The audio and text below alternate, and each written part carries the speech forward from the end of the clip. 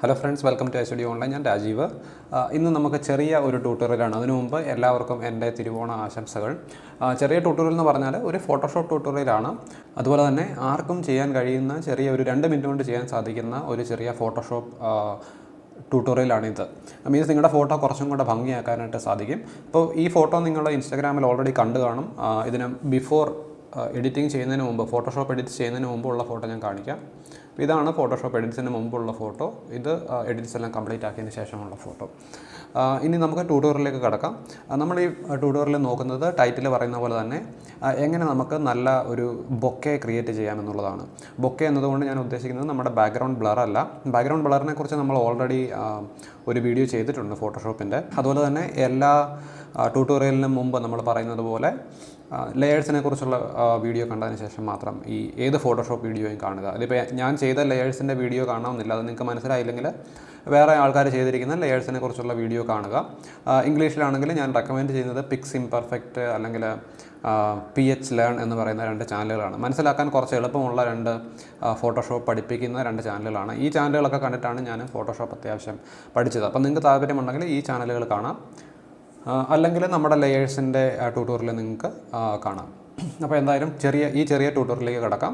ആദ്യമായിട്ട് ബൊക്കെയും ബാക്ക്ഗ്രൗണ്ട് ബ്ലറും തമ്മിലുള്ള വ്യത്യാസം നമുക്ക് നോക്കാം. ബാക്ക്ഗ്രൗണ്ട് ബ്ലർ എന്ന് പറഞ്ഞാൽ നിങ്ങൾക്കറിയാം, ഈ ബാക്ക്ഗ്രൗണ്ടിൽ നിങ്ങൾ കാണുന്ന ഈ ബ്ലറായിട്ടിരിക്കുന്ന ഏരിയയാണ് നമ്മൾ ബാക്ക്ഗ്രൗണ്ട് ബ്ലർ എന്ന് പറയുന്നത്. ബൊക്കെ എന്ന് പറയുന്നത് ഓരോ ലെൻസിൻ്റെ ക്യാരക്ടറിസ്റ്റിക്കാണ്.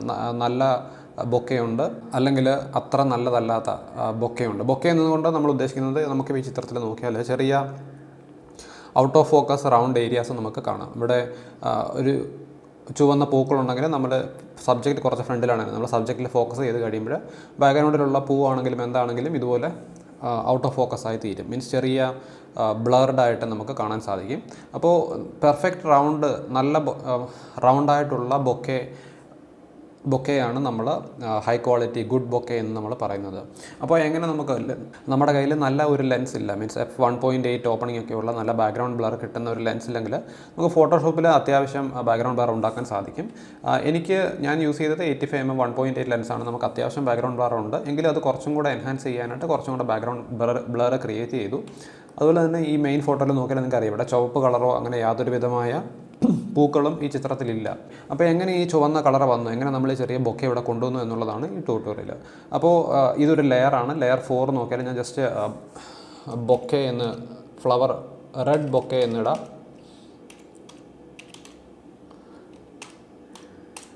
ഓക്കെ, റെഡ് ബൊക്കെ എന്ന് ഈ ലെയറിന് പേര് കൊടുത്തു.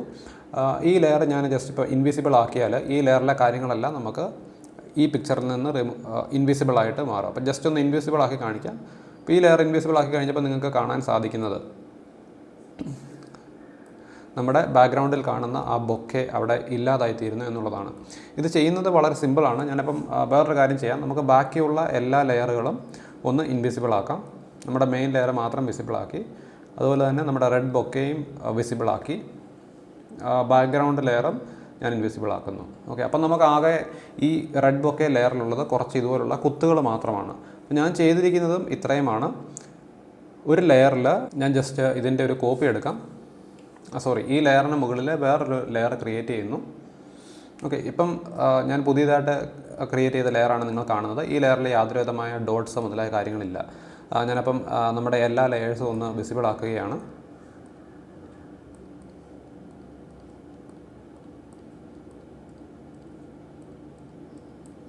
എന്നിട്ട് നമ്മുടെ മുൻപുള്ള ബൊക്കെ ലെയർ മാത്രം ഇൻവിസിബിൾ ആക്കുന്നു. ഇനി നമുക്ക് ഈ പുതിയ ലെയറിൽ എങ്ങനെ ഞാൻ ബൊക്കെ ചെയ്തു എന്ന് നിങ്ങൾക്ക് നോക്കാം.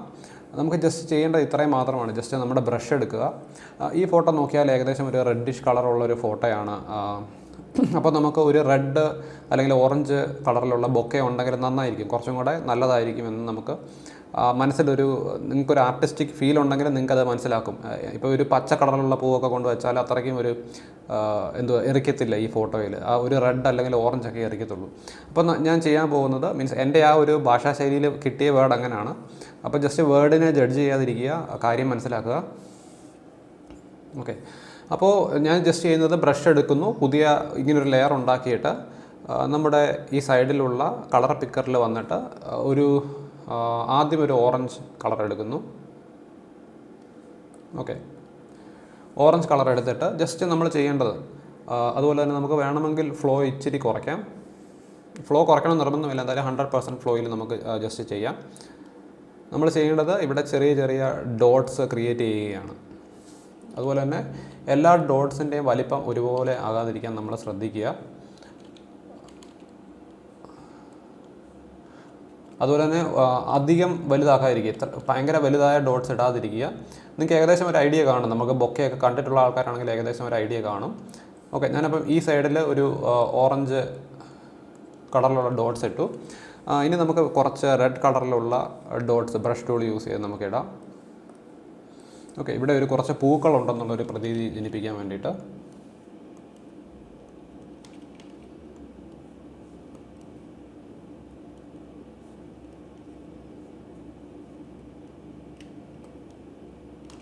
എല്ലാ ഡോട്ട്സിൻ്റെയും സൈസും അതുപോലെ തന്നെ പാറ്റേൺ ഇപ്പോൾ ഒരു ലൈനിൽ കറക്റ്റായിട്ട് കൊണ്ടിടരുത്, അല്ലെങ്കിൽ വെർട്ടിക്കൽ അല്ലെങ്കിൽ ഹൊറിസോണ്ടൽ, പല രീതിയിൽ പല സ്ഥലങ്ങളിൽ പൂക്കൾ അങ്ങനെ നമ്മളൊരു ഫീൽഡിൽ കാണും, ആ രീതിയിൽ മാത്രം ഇടുക.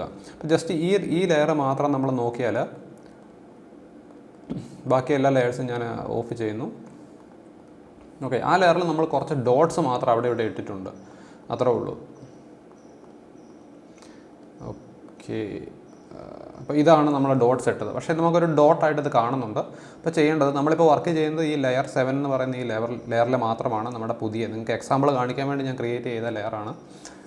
ഓക്കെ, എന്നിട്ട് നമുക്കപ്പം നോക്കിയാൽ എല്ലാം കുറച്ച് ഷാർപ്പാണ് നമ്മുടെ ബൊക്കെ നോർമൽ അത്ര ഷാർപ്പല്ല, ഒരു ബ്ലർഡ് ആയിട്ടാണ് നമ്മൾ ബൊക്കെ കാണുന്നത്. നമ്മൾ ചെയ്യേണ്ടത് ഒരു ബ്ലർ ഈ ലെയറിൽ അപ്ലൈ ചെയ്യുകയാണ്. അപ്പോൾ നമുക്ക് ഫിൽറ്ററിൽ പോകാം, ബ്ലർ എടുക്കാം, ഗോഷിയൻ ബ്ലർ എടുക്കാം. ഓക്കെ, അപ്പോൾ ബ്ലർ ഓൾറെഡി എൻ്റെ കിടക്കുന്ന റേഡിയസ് 166 പിക്സൽസ് ആണ്. ഞാനപ്പോൾ അത് കുറച്ച് കുറയ്ക്കുന്നു. നമ്മുടെ ബൊക്കെ ഒട്ടും കാണാൻ മേലാത്ത രീതിയിലായിപ്പോയി 166 പിക്സൽ എന്ന് പറയുമ്പോൾ. ഓക്കെ, 31 ഇട്ടു. എങ്കിലും നമ്മുടെ ഈ ഒരു ഏരിയയിലെ റെഡ് കളറ് വീണ്ടും കുറച്ച് ഷാർപ്പാണ്, നമുക്ക് അത്രയ്ക്കും ഷാർപ്പ്നെസ് വേണ്ട. ഈ സംഭവം എന്താണെന്ന് എനിക്ക് അത്ര പിടികിട്ടുന്നില്ല. എനിക്ക് തോന്നി പെൻ ടൂള് മീൻസ് എൻ്റെ ടാബ്ലറ്റ് ഇൻസ്റ്റാൾ ചെയ്തതിന് ശേഷം വന്നിരിക്കുന്നതാണ് ഈ സാധനം. അത് നമ്മൾ ക്ലോസ് ചെയ്താലും വീണ്ടും വീണ്ടും ഓപ്പൺ ആവുന്നുണ്ട്. അറിയാവുന്ന ആൾക്കാരുണ്ടെങ്കിൽ അതെങ്ങനെ പെർമനൻ്റ് ആയിട്ട് ക്ലോസ് ചെയ്യണമെന്ന് പറയുക.